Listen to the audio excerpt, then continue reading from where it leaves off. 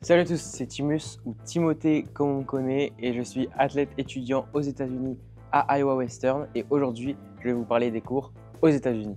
Et oui, on est ici pour faire du foot mais également pour les études. Je vais donc expliquer ici comment se passent les cours dans une université américaine, la différence avec la France et aussi plein d'autres choses qu'on ne connaît pas ou qu'on n'y pense pas. Je vais aussi vous expliquer pourquoi il est important de ne pas négliger les cours quand vous allez aux États-Unis, qu'il n'y a pas que le foot, le sport, parce que si les cours ne suivent pas derrière, vous ne pourrez pas jouer. Alors si vous voulez tenter de vivre cette expérience aux États-Unis, vous posez des questions et même si vous rêvez partir jouer aux États-Unis, il faut aussi penser aux cours et c'est la bonne vidéo, alors bon visionnage.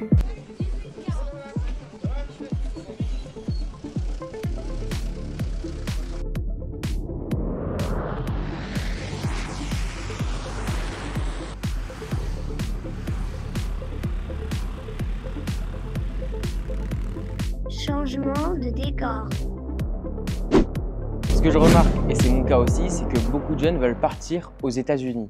Ça a été notre cas à moi, à Iliane qui est à côté de moi et à Soren également. Mais ce qu'on oublie souvent, c'est les notes. Les notes sont hyper importantes aux États-Unis. Et je peux vous dire que Iliane peut en témoigner. Si nos cours et nos notes ne sont pas assez suffisantes, on ne peut pas aller s'entraîner. Le problème d'Iliane, c'est qu'il y a eu une mauvaise compréhension entre lui et entre les professeurs. On lui a dit qu'il pouvait ne pas aller à ce cours et lui du coup n'y est pas allé, mais en fait à la fin on lui a dit en fait tu peux pas annuler ce cours. Du coup il s'est retrouvé avec 0%, les notes sont différentes, je vais vous expliquer après. Et donc il s'est retrouvé avec 0% et l'entraîneur lui a dit écoute t'as pas 70% donc tu peux pas aller t'entraîner et tant que t'as pas 70% tu t'entraîneras pas. Et donc il n'y a aucune exception, ici les cours sont hyper importants, il faut avoir des bonnes notes, si vous n'avez pas des bonnes notes vous n'irez pas à l'entraînement. Donc c'est pour ça qu'il faut faire attention parce que même si vous êtes le meilleur joueur de foot, si vous êtes Cristiano Ronaldo, ce que vous voulez, si les notes ne suivent pas, vous n'irez pas à l'entraînement, vous ne jouerez pas les matchs, rien du tout. Alors comment se passent les cours aux États-Unis à l'université? Donc c'est un peu différent mais c'est quand même similaire avec la France, avec les autres parcours universitaires. Par rapport aux cours, il y a des choses en ligne, il y a des choses en présentiel. Mais par exemple, nous là où on est, c'est une community college, donc il n'y a pas d'amphithéâtre. C'est-à-dire qu'on va aller en cours, on va être 20, 25 maximum. Et donc c'est des classes plus petites, comme si on était au lycée, même encore moins nombreuses que comme si on était au lycée. L'avantage, c'est que les classes elles sont beaucoup plus interactives que par exemple en France. Et donc les profs, ils nous posent plus de questions, on interagit plus avec les professeurs, donc ça peut être aussi intéressant parfois. Mais bon, après, il y a quand même des similitudes avec la France, par exemple avec les crédits. On parle beaucoup de crédits en universitaire en France et aussi ici. Donc pour ceux qui savent, en général, en France, les crédits tournent autour de 30, mais ici, c'est 15. Donc pour valider une année, il faut avoir 30 crédits. Donc vous pouvez avoir par exemple 12 crédits à un semestre, 18 à un autre pour avoir 30, ou 15, 15, et voilà. Et pour valider sur 2 ans, par exemple, nous, on est en community college, donc c'est des universités de 2 ans pour ensuite transférer avec des 4 ans. C'est compliqué, si vous ne comprenez pas, c'est pas grave. Donc il faut avoir en moyenne 15 crédits par semestre. Donc 15 semestre 1, 15 semestre 2, 15 semestre 3, 15 semestre 4. Et comme ça, vous allez avoir 60 crédits, ça vous fera votre diplôme. Après, ici, il y a quand même une différence parce qu'on parle beaucoup des notes, que les notes sont très importantes, mais franchement, je pense que 99% des gens vous diront que les cours sont plus faciles. Et c'est vraiment pas un mensonge. L'an dernier, j'étais à Toulouse School of Economics, pour ceux qui connaissent, et maintenant je suis ici, mais ça n'a rien à voir. Les devoirs sont extrêmement faciles, on a beaucoup moins de cours, c'est vraiment différent. Après, ça ne veut pas dire qu'on n'apprend rien, on apprend quand même quelque chose, mais on n'apprend pas énormément par rapport à la France. On apprend même, du coup, quasiment rien par rapport à la France, mais on apprend quelque chose. Ça nous donne quand même un diplôme, c'est pas ridicule, mais c'est pas grand chose par rapport aux grandes écoles qu'on retrouve en France. Ici aussi, c'est que la plupart des cours, ils sont digitalisés. C'est-à-dire qu'ici, vos devoirs, tout ce que vous allez faire, vous allez les réaliser sur l'ordinateur, même vos mid-terms, genre les contrôles que vous feriez peut-être en amphithéâtre, surveillés avec des milliards de personnes, de surveillants, tout ça, ici vous allez les faire sur l'ordinateur. Même je pense les finals, genre les examens finaux, examens finaux, ouais. Putain, je suis con. En fait, quand je mélange finals et finaux, ça fait trop relou, tu vois, je rappe en français. Non, je rigole. Même la moitié des examens finaux, en général, vous les faites sur ordinateur. Et pour ceux qui se demandent si tous les cours sont en anglais, parce que c'est vrai que ça peut être quelque chose qu'on peut se poser comme question. Moi, par exemple, quand j'étais en France, j'avais des cours en français, en anglais et en espagnol. Et ici, par exemple, j'ai des cours qu'en anglais. Enfin, après, on est aux États-Unis, donc c'est un peu moins ouvert, on va dire.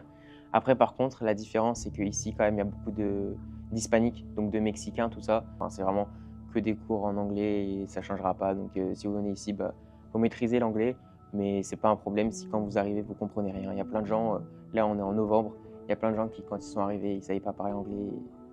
Ils savent toujours pas parler anglais, hein, comme Soren et comme Ilian.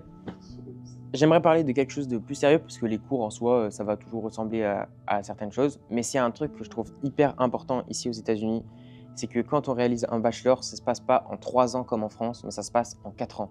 Et là-bas, c'est différent quand vous allez arriver, si jamais vous êtes intéressé par les États-Unis. On va tout le temps vous parler de 4 noms, je vais vous les dire. Freshman, sophomore, junior et senior. Nous, quand on est arrivé, mais on comprenait rien. On nous disait nos senior year, nos je sais pas quoi, on est freshman, c'est quoi sophomore, tout ça. Et c'est ça la plus grande différence. Et donc, quand vous arrivez première année, vous êtes freshman, ok. Deuxième année, vous êtes sophomore, troisième junior et quatrième senior. L'une des plus grandes différences, et ce que je trouve super cool avec les États-Unis, après ça peut être avantageux comme désavantageux, c'est que si vous faites votre année de freshman, vous ne pourrez pas la refaire même si vous allez ailleurs en général. En général, vraiment, même si vous faisiez, je sais pas, vous vouliez faire des études d'économie et qu'après vous voulez faire, j'en sais rien moi, des études de cosmétique, j'en ai aucune idée, mais vous pouvez quand même cumuler ces années en fait. C'est-à-dire que si vous avez fait une année de freshman, vous pouvez quand même aller en année de sophomore à certains endroits. Donc ça, je trouve ça cool. Alors que par exemple, quand vous êtes en France, supposons, je sais pas, vous faites du droit, vous faites 1 an de droit, et bah si vous voulez après faire de l'économie, bah votre année de droit, entre guillemets, elle sera pas comptée, elle sera même pas du tout comptée. Et c'est ça la différence aussi. Et donc pour ceux qui n'ont pas vu mes dernières vidéos, comme par exemple Défi ou c'est une journée dans ma vie, si vous voulez la voir, elle est toujours disponible. Et bien une journée type en général en athlète étudiant, ça dépend. C'est soit l'après-midi vous avez sport, donc votre sport, soit c'est le matin.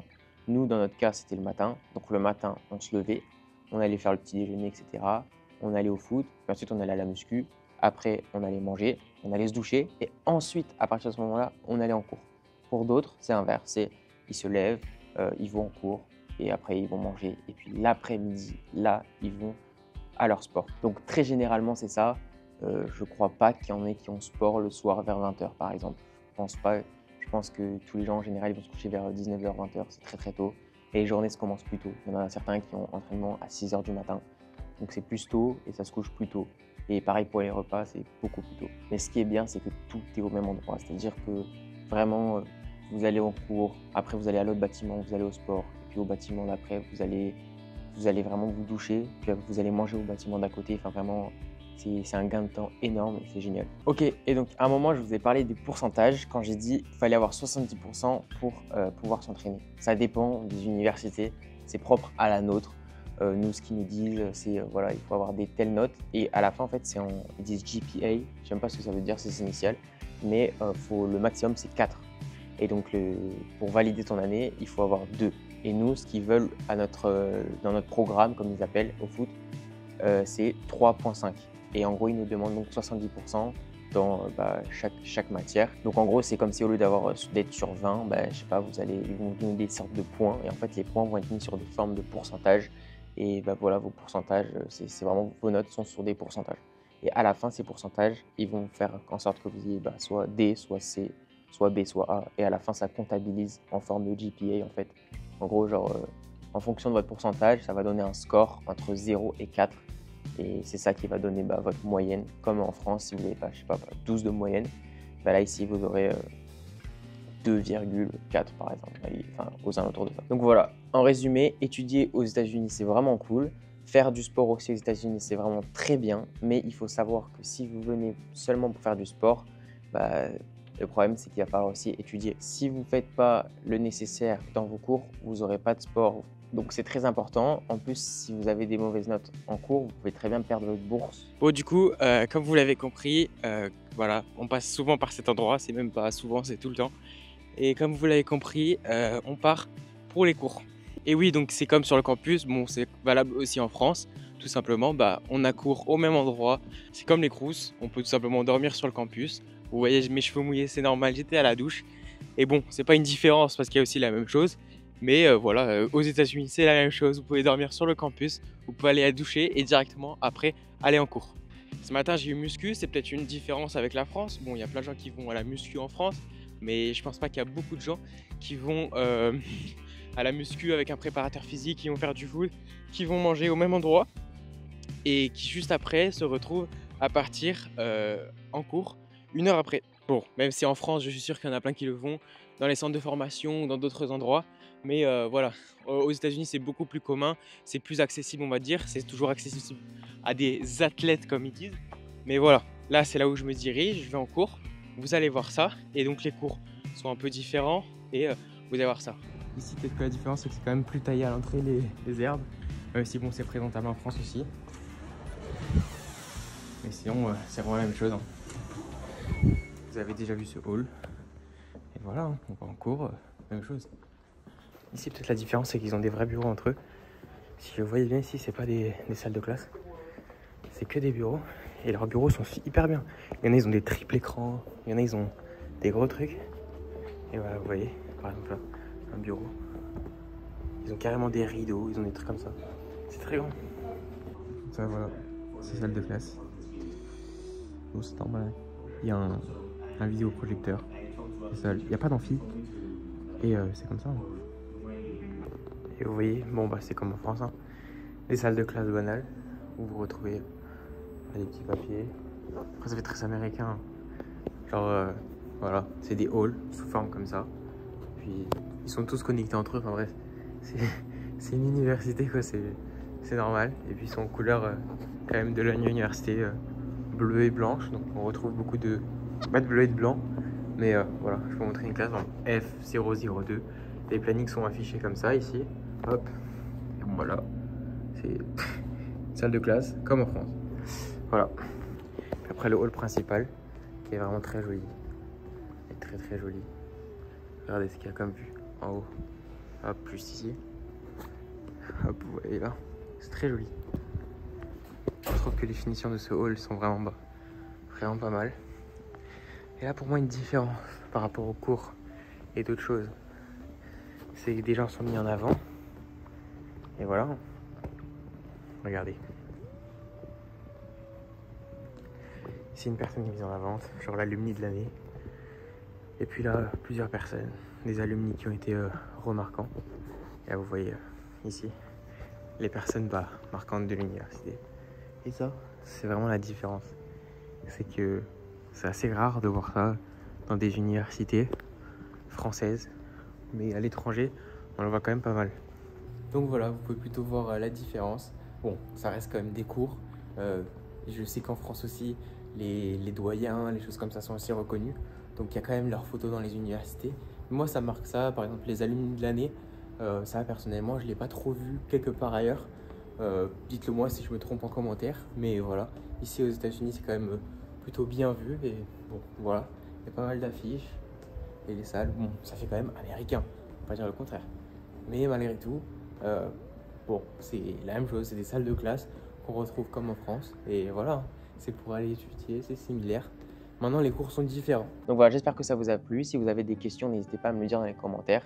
Et pour vous montrer un peu comment c'est une journée type pour ceux qui n'ont pas encore vu, eh bien, il y a toute cette partie où on va en cours, toutes ces choses-là. Et après, directement après, on se douche et tout. On va manger. Et après, on peut aller faire du sport. On peut aller faire du sport ou regarder le sport. C'est l'exemple du basket qu'on est allé voir. Vous allez voir, c'est vraiment pas mal. Ça ressemble aux États-Unis. Pour ceux qui se posent des questions également sur à quoi ça ressemble. Voilà, c'est tout pour cette vidéo. Si vous avez des questions, des problèmes, des choses que je n'ai pas précisées ou vous voulez être sûr, n'hésitez pas à le dire dans les commentaires. J'espère que cette vidéo vous a plu. N'hésitez pas à vous abonner à ma chaîne, activer la cloche, liker et puis mettre tout simplement un petit commentaire. Ça me ferait très plaisir. J'y répondrai. Merci à tous. Salut.